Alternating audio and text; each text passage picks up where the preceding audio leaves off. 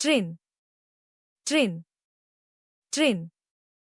Telephone की घंटी बजते ही अपूर्व और स्वाति की नींद उचट गई। अपूर्व ने हाथ बढ़ाकर रिसीवर उठाया। उधर की बात सुनते ही उसके मुंह से घबराहट भरा शब्द निकला, क्या? स्वाति चौंक कर उसका चेहरा देखने लगी। साथ ही उसके चेहरे पर उभरे भाव को पढ़ने व टेलीफोन की बातें सुनने की भी कोशिश करने लगी।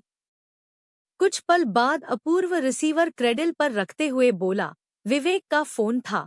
मोनू बहुत सीरियस है। हमें तुरंत बनारस चलना होगा। क्या हुआ उसे? स्नेहा कैसी है? अभी तक तो वह ठीक ठाक है, पर अगर भगवान न करे ऐसा कुछ हो, मोनू को कुछ हो गया, तो तुम समझ सकती हो कि स्नेहा की स्थिति क्या होगी। ऐसी स्थिति में उसके परिवार में एक अजीब संकट उत्पन्न हो जाएगा। स्नेहा का एक ही बेटा है मोनू, और वह ऑपरेशन भी करा चुकी है। भगवान न करे ऐसा कुछ हो। स्वाति ने पास लेटे सोनू को देखा। उसके हृदय में सोनू के प्रति असुरक्षा की भावना उत्पन्न हो गई और उसने सोनू को अपने सीने से भींच लिया। चलो, जल्दी तैयार हो जाओ। अपूर्व लिहाफ से बाहर निकलने लगा। हालांकि सोनू के प्रति एक पल के लिए उसके हृदय में भी असुरक्षा की भावना उत्पन्न हुई थी, जिसे उसने झटक दिया था। पटना स्टेशन पर ट्रेन में बैठते ही स्वाति ने अपने हृदय में उठ रही भावना को अपूर्व के समक्ष व्यक्त किया। अगर मोनू को कुछ हो गया तो वे हमसे हमारे सोनू को तो नहीं मांगेंगे। सोनू पर अब उनका कैसा अधिकार?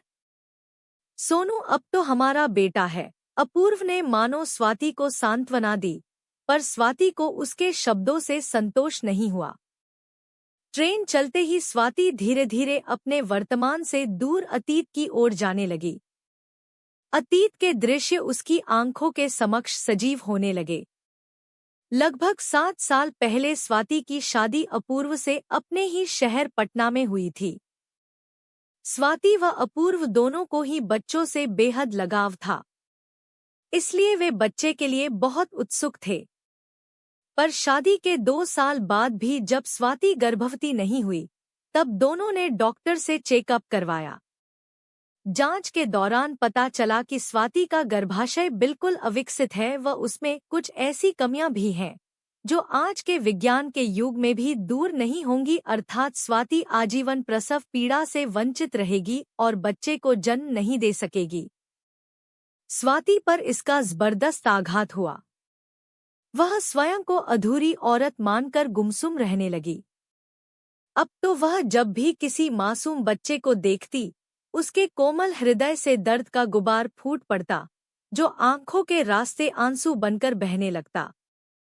हालांकि ये जानने के बाद भी कि स्वाति कभी मां नहीं बन सकेगी, अपूर्व और उसके माता पिता ने स्वाति को कभी उपेक्षित नहीं किया, बल्कि जब कभी स्वाति अधिक दुखी हो जाती, तब वे ही उसे समझाते, स्वाति तुम खुद को कसूरवार क्यों समझती हो?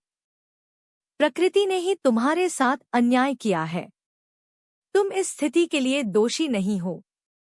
ऐसे वक्त पर स्वाति अपूर्व व मां की गोद में सिर रखकर सुबक पड़ती, पर मैं तो स्वयं को ही दोषी समझती हूँ, क्योंकि मैं एक ऐसी बंजर धरती हूँ जो इस सूने आंगन में खुशियों का एक भी फूल नहीं खिला सकती। अपूर्व भी दिन ब दिन गंभीर होती जा रही स्वाति की स्थिति से चिंतित रहने लगा था। वह स्वाति से बेहद प्यार करता था। स्वाति उसके जीवन में खुशियों की बहार बनकर आई थी। अपूर्व ने तो कभी उम्मीद भी नहीं की थी कि उसके जीवन में ऐसी जीवन संगिनी आएगी जो उसके जीवन के हर अंग में प्यार और खुशियों का रंग भर देगी। शादी के चंद दिनों बाद से ही स्वाति ने अपने आचरण से सबका मन मोह लिया था। अब स्वाति के बगैर तो अपूर्व जीने की कल्पना भी नहीं कर सकता था, लेकिन अब स्वाति मुरझाए हुए फूल की भांति होती जा रही थी। एक रात जब अपूर्व की नींद टूटी तो वह यह देखकर चौंक गया कि स्वाति शून्य में निहारे जा रही थी और उसकी आंखों से निरंतर आंसू बह रहे थे। स्वाति, तुम अभी तक जाग रही हो? अपूर्व ने उसे टोका तो वह चौंक गई।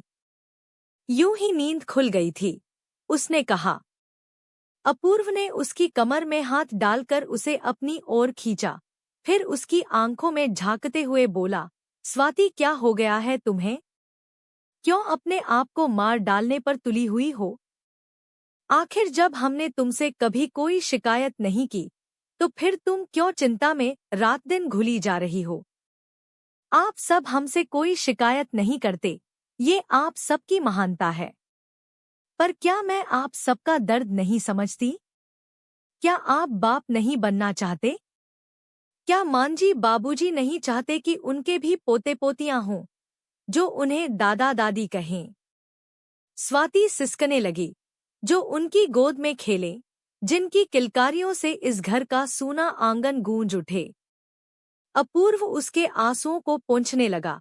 इंसान बहुत कुछ चाहता है स्वाति, पर ये जरूरी नहीं कि हर इंसान की हर चाहत पूरी हो ही जाए। खुद पर काबू रखो। इस दुनिया में ऐसे बहुत से लोग हैं जो बच्चों के बगैर भी जी लेते हैं, पर आखिर आपका वंश आगे कैसे बढ़ेगा? देखिए, एक बात कह रही हूं, आप मेरा मोह छोड़ दीजिए और आप दूसरी शादी कर। अपूर्व ने उसके होठों पर उंगली रख दी। खबरदार, जो आज के बाद मेरी दूसरी शादी की बात निकाली तो मैं तुम्हारे बगैर जीने की कल्पना भी नहीं कर सकता। अपूर्व ने उसे अपने सीने से लगा लिया। सिसकती हुई स्वाति भी उसमें समाती चली गई। इसी तरह 1 साल और गुजर गया। फिर स्वाति की छोटी बहन स्नेहा की शादी बनारस में विवेक से हो गई। शादी के 3 महीने बाद ही स्नेहा गर्भवती हो गई। स्नेहा अत्याधुनिक विचारों वाली युवती थी। वह जीवन को बिल्कुल मौजमस्ती के नजरिए से देखती थी। वह 3-4 सालों तक खूब मौजमस्ती, आराम और देश विदेश के सैर सपाटे सिर्फ और सिर्फ अपने पति विवेक के साथ करना चाहती थी, अर्थात वह अपने और विवेक के बीच अभी बच्चा नहीं चाहती थी। इसलिए असावधानीवश गर्भवती हो चुकी स्नेहा ने गर्भपात कराने का फैसला किया। गर्भपात के लिए विवेक भी राजी हो गया था। ये बात स्नेहा ने बातों बातों में फोन पर अपनी दीदी स्वाति को बता दी। स्वाति ने स्नेहा को ऐसा करने से तुरंत मना कर दिया और भागी भागी स्नेहा के पास पहुंची। स्नेहा, अगर तू अभी बच्चा नहीं चाहती तो न सही, पर उसे मार मत। उसे मुझे दे दे। लेकिन दीदी, स्नेहा घबरा सी गई। अपनी इस अभागिन दीदी पर दया कर मेरी बहन। स्वाति का स्वर भर्रा गया। मैं तुम्हारी भावनाएं समझती हूँ। अभी तुमने चंद दिनों तक ही अपने वैवाहिक जीवन का सुख पाया है, पर अपनी दीदी की खुशियों के लिए अपने जीवन के इन अनमोल क्षणों को 9 महीने के लिए मुझे सौंप दे स्नेह। अपना बच्चा मुझे दे दे, मेरी सूनी गोद भर दे। स्वाति अपना आंचल फैला कर रो पड़ी। मेरे सूने आंचल में खुशियों की भीख डाल दे मेरी बहन। मैं तेरा ये एहसान जीवन भर नहीं भूलूंगी। मैं तेरे बच्चे को अपने कलेजे के टुकड़े की तरह रखूंगी। स्नेहा ने कुछ दूरी पर खड़े अपने पति विवेक को प्रश्नसूचक दृष्टि से देखा। विवेक ने स्वीकृति में सिर हिला दिया। फिर स्नेहा ने अपने गर्भवती होने के 9 महीने बाद एक नन्हे मुन्ने सुंदर से बच्चे को जन्म दिया, जिसे स्वाति कुछ दिनों बाद अपने साथ ले गई। अपूर्व व उसके माता पिता ने उस बच्चे को सहर्ष स्वीकार कर लिया। फिर तो उनके सूने घर में बच्चे की किलकारियां गूंजने लगी। उसे प्यार से सभी सोनू पुकारने लगे। सोनू को जन्म देने के 2 साल बाद स्नेहा पुनः गर्भवती हो गई। वैसे तो स्नेहा अभी 1-2 साल और बच्चा नहीं चाहती थी, पर विवेक के माता पिता के दबाव के आगे उसे झुकना पड़ा। फिर उसने मोनू को जन्म दिया। मोनू का जन्म ऑपरेशन से हुआ था। ऐन वक्त पर स्नेहा और विवेक ने आपस में परामर्श किया और स्नेहा ने ऑपरेशन करा लिया। इस बारे में बाद में जब विवेक के माता पिता को पता चला, तो उन्होंने इस पर सख्त आपत्ति प्रकट की, पर अब हो भी क्या सकता था। स्वाति ने भी स्नेहा और विवेक द्वारा जल्दबाजी में उठाए गए इस कदम पर दुख व्यक्त किया था। कुछ महीने बाद जब मोनू को निमोनिया हो गया, तब स्नेहा और विवेक को भी अपने निर्णय पर अफसोस होने लगा। ट्रेन किसी स्टेशन पर रुकी तो स्वाति अतीत से निकलकर वर्तमान में आ गई। कुछ घंटों के सफर के बाद जब वे स्नेहा के बंगले पर पहुंचे तब बाहर खड़े कुछ लोगों के आंसू भरे चेहरे और अंदर से दिल दहला देने वाली स्नेहा के रुदन से वे सब कुछ समझ गए। स्वाति सोनू को अपूर्व के हाथों में थमाकर अंदर भागी। स्नेहा पागल सी हो गई थी। स्नेहा के माता पिता व विवेक उसे संभालने की कोशिश कर रहे थे। स्वाति को करीब देखकर वह उससे लिपट गई। दोनों बहनें विलाप करने लगी। अपूर्व उन्हें समझाने की कोशिश कर रहा था। स्वाति खुद पर काबू रखकर स्नेहा को सांत्वना देने लगी। तभी स्नेहा की दृष्टि सोनू पर गई तो एक पल के लिए उसके आंसू थम गए। उसने अपूर्व की गोद से सोनू को झपट लिया और उसे चूमते हुए पुनः रोने लगी। स्वाति अपलक उन्हें देखती रही। अचानक सोनू रोने लगा। विवेक ने सोनू को उससे ले लेना चाहा, पर स्नेहा ने मना कर दिया और उसे चुप कराने लगी। धीरे धीरे सोनू चुप हो गया। अपूर्व व स्वाति की दृष्टि मिली और फिर झुक गई। वक्त गुजरने लगा। स्नेहा धीरे धीरे सामान्य होने लगी। अब सोनू अधिकांशतः स्नेहा के पास ही रहता। वह स्नेहा को पहचानने लगा था। अपूर्व स्वाति व सोनू को कुछ दिनों के लिए स्नेहा के पास छोड़कर अपने घर चला गया था। इस दौरान घर में हर आने जाने और रहने वाला सोनू के संबंध में ये जिक्र जरूर करता कि सोनू स्नेहा का ही बेटा है। इस तरह की बातें सुन सुनकर स्वाति का दिल जोरों से धड़कने लगता और उसे घबराहट होने लगती। एक दिन अपूर्व का फोन आया। उससे बात करने के बाद जब स्वाति पलटी तब पास खड़ी स्नेहा ने उसे प्रश्नसूचक दृष्टि से देखा। कल वो मुझे ले जाने के लिए आ रहे हैं, स्वाति ने कहा तो स्नेहा उदास हो गई और बिस्तर पर सो रहे सोनू को देखने लगी। एक बात कहूँ दीदी, तुम सोनू को कुछ दिनों के लिए मेरे पास छोड़ सकती हो क्या? स्वाति बस उसे निरंतर देखती रही। कुछ दिन सोनू के सहारे स्वयं को भुलाने की कोशिश करूंगी, फिर उसे तुम्हारे पास स्वयं पहुंचा दूंगी। मैं इसके लिए जिद नहीं करूंगी। सोनू पर तुम्हारा ही अधिकार है। ऐसी कोई बात नहीं। मैं इसे छोड़ जाऊंगी, स्वाति ने किसी तरह कह तो दिया, पर उसके मन में सोनू के प्रति असुरक्षा की भावना बरबस ही प्रबल होने लगी थी। अगले दिन अपूर्व आ गया। स्वाति ने जब उसे स्नेहा की इच्छा से अवगत कराया तब वह भी सोच में पड़ गया। ऐसी स्थिति में इनकार करना भी तो ठीक नहीं होगा।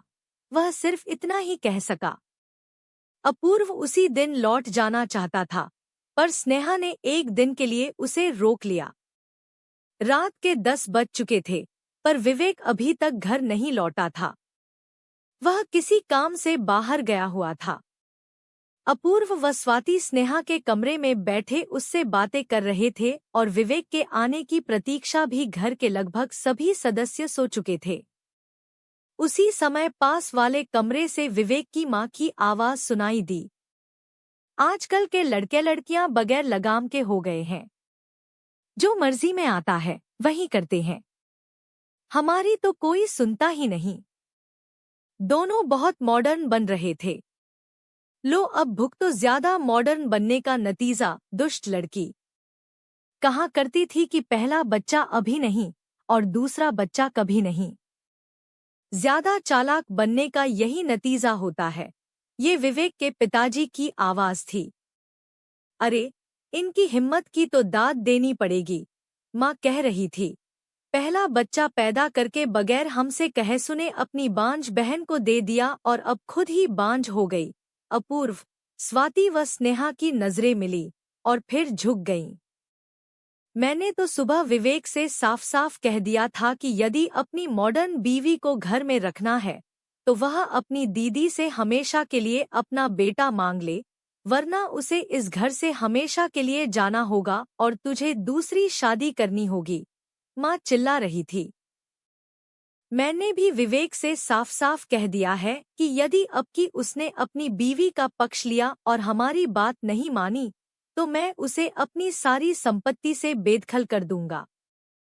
बहुत देर से थमा स्नेहा के आंसुओं का बांध टूट गया। स्वाति ने उसे दिलासा दिया तो वह उसकी गोद में सिर रखकर सिसकने लगी। दीदी, हम दोनों के साथ कितनी अजीब बातें जुड़ी हुई हैं। तुम चाहकर भी किसी बच्चे को जन्म न दे सकीं और मैंने न चाहते हुए भी पहली बार तुम्हारे लिए और दूसरी बार अपने सास-ससुर के लिए समय से पहले बच्चे को जन्म दिया, पर वो हमसे हमेशा के लिए रूठ गया। और अब स्थिति ये है कि मैं चाहकर भी मां नहीं बन सकती, जबकि बच्चा ही अब मेरे सुखद भविष्य की गारंटी है। इसके बिना पता नहीं मेरा क्या होगा। दीदी, तुम मां नहीं बन सकीं, तुम्हें यही एकमात्र दर्द था। तुम्हारे पति व सास-ससुर फिर भी तुम्हारे साथ थे। वे तुम्हारी भावनाओं को समझते हैं और समझते रहेंगे क्योंकि वे महान हैं, पर मेरा भाग्य इन विशेषताओं से वंचित है। विवेक का व्यवहार भी मोनू के जाने के बाद बदलाबदला सा लग रहा है। वे मेरे लाख पक्षधर सही, पर अपने माँ बाप से डरते भी हैं। शायद तभी आज वे भी तुमसे सोनू को मांग लेने को कह रहे थे। पर मैं ऐसा कैसे कर सकती हूँ? कैसे तुम्हारी गोद को सूनी कर दूं? सूनी गोद का दर्द क्या होता है, ये मैंने अभी तो जाना है। स्वाति की मनःस्थिति अजीब होती जा रही थी। उसकी समझ में ये नहीं आ रहा था कि वह क्या कहे, क्या नहीं। कुछ देर बाद जब विवेक आ गया तब स्वाति सोनू को लेकर अपूर्व के साथ अपने कमरे में आ गई। काफी देर तक दोनों बिस्तर पर लेटे शून्य में निहारते रहे। फिर अपूर्व ने कहा, क्या सोच रही हो स्वाति? हमें सोनू को स्नेहा के हवाले कर ही देना चाहिए। कैसे कर देना चाहिए? बहुत देर से थमा स्वाति के आंसुओं का बांध भी टूट गया। मैंने उसे लेकर क्या क्या सपने देखे हैं। अरे जब मांगना ही था तो दिया क्यों था? तुम्हारी सूनी गोद भरते वक्त उस बेचारी को क्या पता था कि उसकी ही गोद सूनी हो जाएगी। आज उसका जीवन एक ऐसे दोराहे पर खड़ा है जहां से एक रास्ता उसके अंधकारमय भविष्य की ओर जाता है तो दूसरे रास्ते में सोनू एक उम्मीद की किरण बनकर दिख रहा है। यदि ये किरण उससे दूर हो गई तो हो सकता है कि आने वाले कल में उसे तलाक दे दिया जाए। फिर उसका क्या होगा?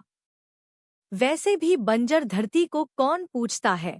कुछ पल के लिए रुककर उसने पुनः कहा, जरा इस बात पर भी गौर करो स्वाति कि कल को बड़े होने के बाद सोनू को जब ये पता चलेगा कि यदि तुम उसे उसकी माँ स्नेहा को सौंप देती तो उसे जन्म देने वाली उसकी माँ का जीवन बर्बाद होने से बच जाता, ऐसी स्थिति में क्या तुम्हारे प्रति उसका सम्मान कम न हो जाएगा? उसने तुम्हारे लिए अपने बच्चे को 9 महीने अपनी कोख में सींचकर तुम्हारी सूनी गोद भरी थी। आज वक्त का तकाजा कह रहा है कि तुम उसी के बेटे से उसकी सूनी गोद भर दो। वैसे भी तुम उसकी बड़ी बहन हो और बड़ी बहन माँ जैसी होती है। स्वाति पास लेटे सोनू को आंसू भरी आंखों से निहारती रही, फिर बोली, मांझी बाबूजी ने इस निर्णय का विरोध किया तो? वे असाधारण व्यक्तित्व के स्वामी हैं स्वाति। हमारे फैसले का वे खुले दिल से स्वागत करेंगे। तुम्हारे इस निर्णय से उन्हें तुम पर गर्व होगा। सिसकती हुई स्वाति कोई जवाब देने की बजाय सोनू को अपने सीने में इस प्रकार छिपाने लगी मानो कोई उसे छीन लेगा। सुबह विवेक व स्नेहा के साथ अपूर्व व स्वाति स्टेशन के लिए रवाना हो गए। ट्रेन ने जब सीटी दी तब स्वाति अपूर्व की बाहों से सोनू को लेकर बुरी तरह चूमने और बिलखने लगी। स्नेह मेरी बहन, तेरी अमानत मैं हमेशा हमेशा के लिए तेरे हवाले कर रही हूँ। इसे संभाल कर रखना।